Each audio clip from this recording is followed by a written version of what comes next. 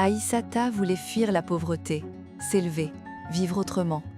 Elle a quitté sa maison, sa mère, pour conquérir la ville et construire sa réussite. Mais la vie a ses règles. Parfois, plus on grimpe, plus le passé frappe fort. Aujourd'hui, découvrez son histoire, ambition, succès et la chute qui a tout remis en question. Bienvenue dans les histoires d'Inaya. Il était encore tôt ce matin-là. Le soleil perçait à peine le ciel gris et le petit village s'éveillait doucement. Les coqs chantaient, des femmes traversaient les ruelles avec des bassines d'eau sur la tête et la poussière rouge s'accrochait aux pieds nus des enfants. Parmi eux, il y avait une jeune fille, Aïssata, 13 ans, silhouette fine, regard intense, uniforme scolaire trop grand pour elle. Elle serrait contre sa poitrine un sac en plastique raccommodé avec du fil. Soudain, un bruit de moteur déchira le calme du matin. Une voiture luxueuse traversa le chemin principal du village. Une berline argentée, vitres teintées, éclatante comme un mirage au milieu des maisons en banco. Aïssata s'arrêta net. Elle ne voyait plus la poussière, plus les murs fissurés, plus la pauvreté. Elle ne voyait que le reflet de cette carrosserie brillante. À cet instant précis, une décision silencieuse se grava en elle. Un jour, elle vivrait comme ça. Un jour, elle quitterait cet endroit, à n'importe quel prix. À quelques mètres, une femme sortit d'une petite maison en terre battue. Fanta. Son pagne était simple mais propre. Ses mains portaient les marques du travail. Sur un plateau, elle apportait du mil et un peu de sauce. Aïssata, viens manger avant l'école. Sa voix était douce mais ferme, une voix qui portait l'amour et l'inquiétude. Fanta avait élevé sa fille seule. Le père, absent depuis longtemps, les promesses envolées, comme la poussière sur la route. Le soir, quand Aïssata rentrait, l'odeur de l'alcool remplissait parfois la maison. Son oncle maternel, Boubacar, qui vivait avec elle, noyait ses échecs dans une bouteille et répétait « Ici on est pauvre, on meurt pauvre. Ne rêve pas trop petite. » Ces mots auraient pu l'éteindre. Ils l'ont enflammée. Fanta, elle, croyait en sa fille. Elle lavait le linge des voisins, vendait des beignets au marché, économisait chaque pièce. La nuit, sous la lampe à pétrole, elle reprenait les vêtements usés d'Aïssata pendant que le village dormait. Un soir, assise dehors sous un ciel chargé d'étoiles, Aïssata murmura « Maman, un jour je t'emmènerai loin d'ici. Tu ne travailleras plus jamais. » Fanta sourit doucement. Elle ne savait pas si ce rêve se réaliserait, mais elle croyait à la détermination qu'elle lisait dans les yeux de sa fille. Les années passèrent. À 19 ans, diplôme en poche, Aïssata quitta le village pour la grande ville. Un emploi modeste dans une société commerciale l'attendait. Le jour du départ, Fanta lui remit un petit sac en tissu et une enveloppe contenant toutes ses économies. « Ma fille, n'oublie jamais d'où tu viens. »« Jamais », répondit Aïssata. Mais déjà, quelque chose dans son regard avait changé. Dans le car qui l'éloignait du village, elle regarda sa mère devenir de plus en plus petite derrière la vitre poussiéreuse. Elle pensait partir pour construire un avenir, mais elle ne savait pas encore qu'en cherchant à fuir son passé, elle était en train de perdre ce qui comptait le plus. Le vieux car grinçant entra dans la capitale au coucher du soleil. Aïssata resta collée à la vitre, le cœur battant. Les immeubles dressés comme des géants de béton, les klaxons, la foule pressée, tout semblait immense, tout semblait possible. Elle descendit avec son petit sac en tissu. Ce n'était plus le village ici. Personne ne connaissait son nom, personne ne connaissait son passé, et ça lui plaisait. Dès le lendemain, elle commença comme employée dans une boutique de vêtements pour femmes. Les journées étaient longues. Elle pliait les chemises, rangeait les étagères, accueillait les clientes avec le sourire. Le soir, elle partageait une chambre étroite avec 2 autres jeunes femmes venues, elles aussi, tenter leur chance. Elle mangeait peu et économisait tout. Chaque nuit, elle répétait dans le noir « Tiens bon, ce n'est qu'un passage ». 2 ans plus tard, son sérieux attira l'attention du directeur de la boutique. On lui proposa un poste de responsable adjointe. Plus de responsabilités, plus de salaire. Aïssata ne dormait presque plus. Elle travaillait le jour et le soir, elle suivait des cours en ligne. Les week-ends, elle planifiait. Puis elle osa. avec ses économies, d'ouvrir une petite boutique de chaussures pour femmes dans un quartier populaire. Elle gérait tout elle-même, comptabilité, achat, vente, conseil aux clientes. Chaque paire choisie avec soin, chaque cliente accueillie avec attention. 1 an plus tard, le magasin prospérait. Puis un deuxième, puis un troisième. À 25 ans, Aïssaté n'est que plus la fille du village. Elle était une jeune femme d'affaires. Avec l'argent vinrent les tailleurs élégants, les sacs de marque, les montres fines.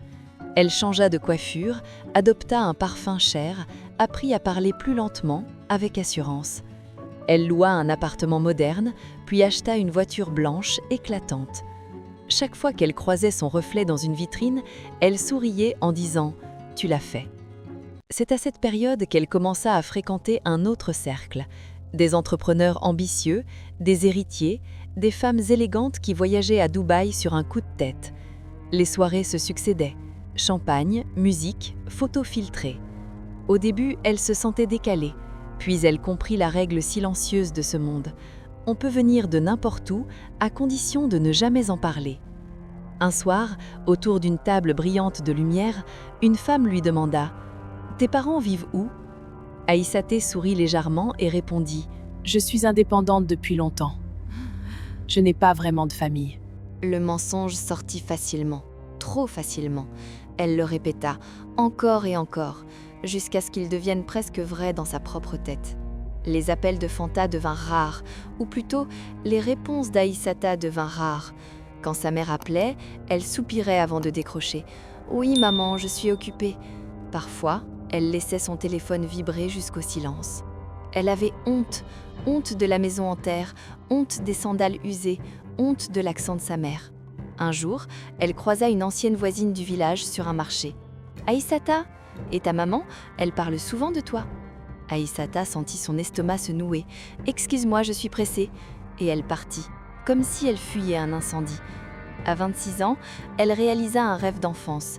Sa propre villa, murs blancs, grande baie vitrée, piscine discrète à l'arrière. Quand elle entra dans le salon vide pour la première fois, elle murmura « Voilà, j'y suis ». Mais le luxe a un écho étrange.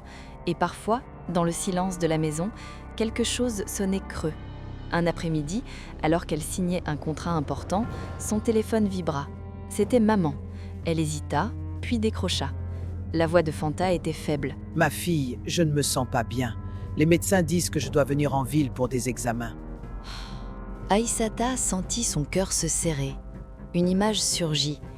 Sa mère, avec son pagne simple, entrant dans sa villa moderne, croisant ses associés. Elle serait dit « Ce n'est pas nécessaire, maman. Je vais t'envoyer de l'argent. Soigne-toi là-bas. »« Mais je voudrais te voir. »« Je suis débordée. Ce n'est pas le moment. » Elle raccrocha. Les appels se répétèrent. « Aïssata, je crois que c'est grave. Je veux juste te serrer dans mes bras. »« Maman, s'il te plaît, ne viens pas ici. » Ces mots tombèrent comme des pierres. 2 jours plus tard, Fanta prit quand même la route, fatiguée, amaigrie, soutenue par un voisin. Elle était persuadée que face à elle, sa fille changerait. Mais quand Aïssata apprit son arrivée, elle perdit son calme. « Renvoyez-la au village, je n'ai pas le temps. » À la gare routière, Fanta baissa la tête. Elle ne protesta pas. Le bus repartit, et sur la route du retour, son cœur céda. Le lendemain, Aïssata apprit la nouvelle. Elle resta immobile, longtemps, puis elle envoya de l'argent pour les funérailles. Elle ne se rendit pas au village. Elle se convainquit que c'était trop tard de toute façon. Pendant 1 mois, tout sembla continuer. Soirées, contrats, projets, puis les fissures apparurent. Un investisseur se retira, un fournisseur rompit un accord. Un conteneur resta bloqué au port, un contrôle fiscal tomba au pire moment. Les pertes s'enchaînèrent, ses amis devinrent injoignables. Un soir, elle tenta d'entrer dans un club où elle était autrefois accueillie avec sourire. Le vigile la regarda froidement. « Désolée madame, réservation obligatoire. » À travers la vitre, elle vit ceux qu'elle appelait ses proches rire sans elle, comme si elle n'avait jamais existé. 2 mois plus tard, un avis de saisie arriva et sa villa fut mise en vente. Elle parcourut chaque pièce, Les murs semblaient déjà étrangers. Quand elle ferma la porte pour la dernière fois, un vide immense s'ouvrit en elle. En 3 mois, Aïssata perdit tout. Argent, statut, relations. Elle loua une petite chambre humide. Les nuits étaient longues et la voix revenait. « Ma fille, je veux juste te voir. » Elle se réveillait en larmes. Un matin, on la vit marcher dans les rues, cheveux défaits, regard perdu. Elle murmurait « Maman, pardon ». Les passants détournaient les yeux. Elle s'arrêtait parfois devant des vitrines, croyant apercevoir le sourire de Fanta, mais ce n'était que son propre reflet. Un soir de pluie, elle s'assit sur un banc. Le ciel grondait. « Maman, si tu peux m'entendre, pardonne-moi. » La pluie effaça ses larmes. Certains disent qu'elle resta là toute la nuit, d'autres qu'elle se releva au matin, différente, brisée, mais vivante. Car la perte d'une mère ne tue pas toujours le corps. Parfois, elle laisse simplement une âme vide. On peut perdre de l'argent, on peut perdre une maison, on peut perdre des relations, mais rejeter celle qui vous a donné la vie, c'est une blessure que le temps ne referme jamais complètement. C'était votre conteuse d'histoire d'Inaya. Alors si cette histoire vous a touché, pensez à vous abonner, à liker et à partager. Et surtout, ne perdez jamais de vue ce qui compte vraiment.